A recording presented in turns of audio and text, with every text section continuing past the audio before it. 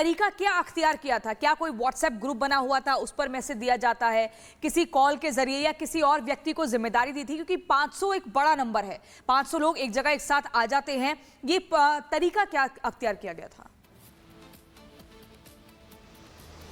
बिल्कुल, देखिए ये अब इन्वेस्टिगेशन का हिस्सा है, लेकिन व्हाट्सएप ग्रुप, सोशल मीडिया का इस्तेमाल करना, इससे आप एक तरीके से मना नहीं कर सकते। पुलिस इन्वेस्टिगेशन इस डायरेक्शन में भी चल रही है। अमूमन देखा जाता है कि हर संगठन का एक व्हाट्सएप ग्रुप होता है, सोशल मीडिया पेज होता है, और उसके जरिए वो क्या कुछ करने वाले हैं उसके बारे में जानकारी देते हैं। तो संभवतः इस मामले में भी व्हाट्सएप ग्रुप जरूर रहा होगा, लेकिन जांच का विषय यह है कि उस व्हाट्सएप ग्रुप में पोस्ट क्या किया गया, उस पोस्ट में क्या कुछ बोला गया, ये सबसे बड़ा सवाल है। और सवाल ये भी कि जिस अफवाह को फैलाने का काम फहीम खान और उसके साथियों ने किया, वो अफवाह किस माध्यम से फैलाई गई और किस पोस्ट के जरिए फैलाई गई कि कुछ ही घंटों में जो लोगों की भीड़ है वो 600 से 700 की हो जाती है। और ना सिर्फ इस इलाके में, बल्कि इसके आगे जो शिवाजी चौक है वहां पर भी भीड़ इकट्ठी होती है, और इससे महज 1.5 किलोमीटर जो दूसरा स्पॉट था हसनपुरा, वहां पर भी भीड़ इकट्ठी हो जाती है। तो कितनी जल्दी, कितनी तेजी से जो अफवाह है उसको फैलाई गई, और उसके बाद की तस्वीरें सबने देखी कि हिंसा होती है, हिंसा होने के बाद आगजनी की गई, पत्थरबाजी की गई और टारगेट किया गया। सबसे बड़ा सवाल यही कि टारगेट किया गया, उन गाड़ियों को निशाना बनाया गया जिसपे हिंदू चिन्ह, स्वास्तिक या जय श्री राम या कुछ भी लिखा हुआ है, उन गाड़ियों को निशाना बनाया गया जिसपे भगवान की प्रतिमा डैशबोर्ड पे लोग अक्सर लगाते हैं, उन गाड़ियों को तोड़ा गया। लोगों से कल हम लगातार बात कर रहे थे, लोग बता रहे थे कि सड़क के दूसरी तरफ जो गाड़ियां खड़ी थी, जो कि एक दूसरे समुदाय की, उनकी गाड़ियों को कोई नुकसान नहीं पहुंचा, लेकिन सड़क के इस तरफ जो हिंदू लोगों की गाड़ी खड़ी थी उन सबको तोड़ा गया। तो कहीं ना कहीं टारगेट कर और एफआईआर जब आप पढ़ रहे हैं तो उसमें लिखा है कि लोग लगातार ये नारेबाजी कर रहे थे कि हिंदुओं को नहीं छोड़ेंगे, मारो हिंदुओं को, इस तरीके की नारेबाजी की जा रही थी। और जब 150 लोगों की भीड़ इस तरीके से नारेबाजी करेगी और संभवतः आसपास के जो टाइमिंग ऐसी थी कि नमाज अदा करके लोग बाहर निकल रहे थे, वो उस भीड़ का हिस्सा बनते हैं। और तस्वीरें उसके बाद सबने देखी कि कैसे भीड़ दौड़ रही है, पुलिस उनको रोक रही है, पुलिस हेलमेट पहनी हुई है, पत्थरबाजी हो रही है, पुलिस खुद को बचा रही है, दूसरे जो पक्ष है उनको घरों में जाने के लिए बोला जा रहा है। महिला पुलिसकर्मी जो तैनात थी उनके साथ अभद्रता की गई, उनकी वर्दी खींचने की कोशिश की गई, अश्लील कमेंट्स उनको किए गए। और यही कारण है कि पुलिस इस पूरे मामले में अब लीगल ओपिनियन ले रही है। एफआईआर संभवतः इस पूरे मामले में दर्ज कर ली गई है, और जितने भी ऑफिसर्स थे जिनके साथ बदसलूकी की गई, उनके स्टेटमेंट को भी आधार बनाया जा रहा है। लेकिन सबसे बड़ा सवाल अभी भी वही बना हुआ है कि फहीम खान, जो कि जिम्मेदार इस पूरे हिंसा को लेकर, डिस्क्रिप्शन में, एफआईआर में उसका नाम, उस पर यह एलिगेशन लग रहे हैं कि उसने भीड़ को इकट्ठा किया। फहीम खान पे एलिगेशन लग रहे हैं कि उसने लोगों को बरगलाया। फहीम खान पे एलिगेशन लग रहे हैं कि उसने अपने सोशल मीडिया अकाउंट के जरिए मैसेज पहुंचाया। फहीम खान पे एलिगेशन लग रहे हैं कि उसने अपने सोशल मीडिया के जरिए, लोगों के जरिए अफवाह को फ्लोट कराया, अफवाह को और ज्यादा फैलाया। और उसका नतीजा सबने देखा कि 33 पुलिसकर्मी जो है वो घायल हो जाते हैं, 5 आम लोगों को वो भी घायल हुए, अस्पताल भेजा गया। जिन 46 लोगों की गिरफ्तारी की गई है उसमें भी 6 लोग घायल है जिन्हें अस्पताल में भर्ती कराया गया। तो सबसे बड़ा सवाल ये कि फहीम खान का रोल, जो कि एक पॉलिटिकल पार्टी जो कि स्टेट लेवल पर बनी हुई है, जिसको माइनॉरिटी डेवलपमेंट पार्टी वो बोलते हैं, जिला अध्यक्ष उसके बताए जाते हैं,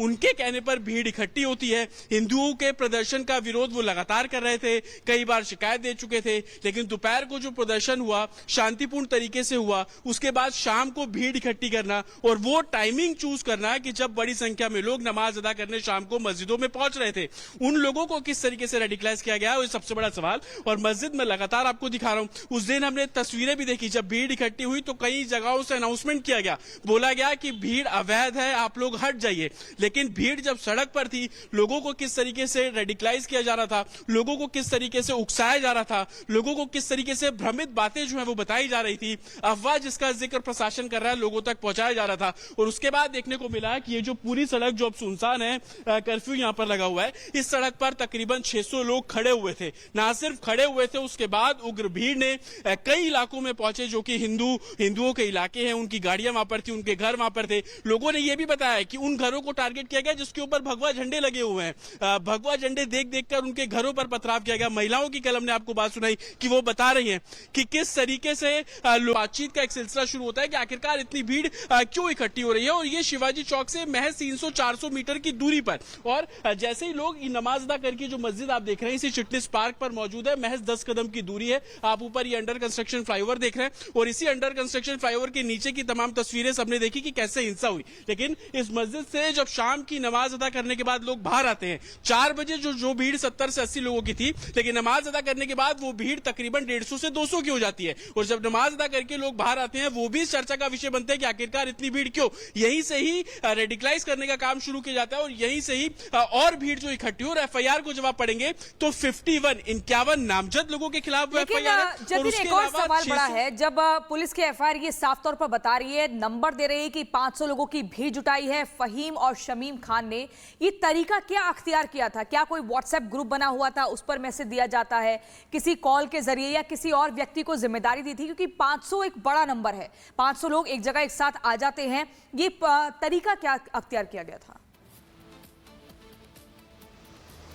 बिल्कुल देखिए, ये अब इन्वेस्टिगेशन का हिस्सा है, लेकिन व्हाट्सएप ग्रुप, सोशल मीडिया का इस्तेमाल करना, इससे आप एक तरीके से मना नहीं कर सकते। पुलिस इन्वेस्टिगेशन इस डायरेक्शन में भी चल रही है। अमूमन देखा जाता है कि हर संगठन का एक व्हाट्सएप ग्रुप होता है, सोशल मीडिया पेज होता है, और उसके जरिए वो क्या कुछ करने वाले हैं उसके बारे में जानकारी देते हैं। तो संभवतः इस मामले में भी व्हाट्सएप ग्रुप जरूर रहा होगा, लेकिन जांच का विषय यह है कि उस व्हाट्सएप ग्रुप में पोस्ट क्या किया गया, उस पोस्ट में क्या कुछ बोला गया, ये सबसे बड़ा सवाल है। और सवाल ये भी कि जिस अफवाह को फैलाने का काम फहीम खान और उसके साथियों ने किया, वो अफवाह किस माध्यम से फैलाई गई और किस पोस्ट के जरिए फैलाई गई कि कुछ ही घंटों में जो लोगों की भीड़ है वो 600 से 700 की हो जाती है। और ना सिर्फ इस इलाके में, बल्कि इसके आगे जो शिवाजी चौक है वहां पर भी भीड़ इकट्ठी होती है। और इससे महज 1.5 किलोमीटर जो दूसरा स्पॉट था हसनपुरा, वहां पर भी भीड़ इकट्ठी हो जाती है। तो कितनी जल्दी, कितनी तेजी से जो अफवाह है उसको फैलाई गई। और उसके बाद की तस्वीरें सबने देखी कि हिंसा होती है, हिंसा होने के बाद आगजनी की गई, पत्थरबाजी की गई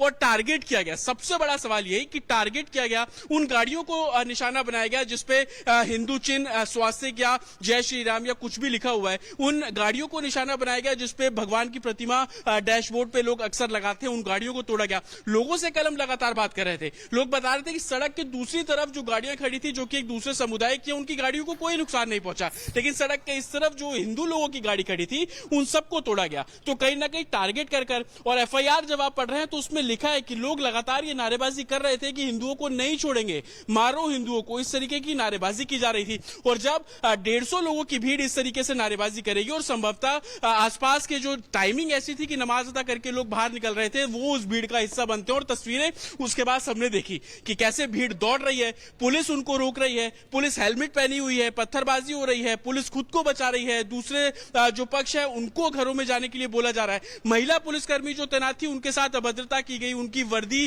खींचने की कोशिश की गई, अश्लील कमेंट्स उनको किए गए। और यही कारण है कि पुलिस इस पूरे मामले में अब लीगल ओपिनियन ले रही है। एफआईआर संभवतः इस पूरे मामले में दर्ज कर ली गई है और जितने भी ऑफिसर्स थे जिनके साथ बदसलूकी की गई, उनके स्टेटमेंट को भी आधार बनाया जा रहा है। लेकिन सबसे बड़ा सवाल अभी भी वही बना हुआ है कि फहीम खान, जो कि जिम्मेदार इस पूरे हिंसा को लेकर, डिस्क्रिप्शन में, एफआईआर में उसका नाम, उस पर ये एलिगेशन लग रहे हैं कि उसने भीड़ को इकट्ठा किया। फहीम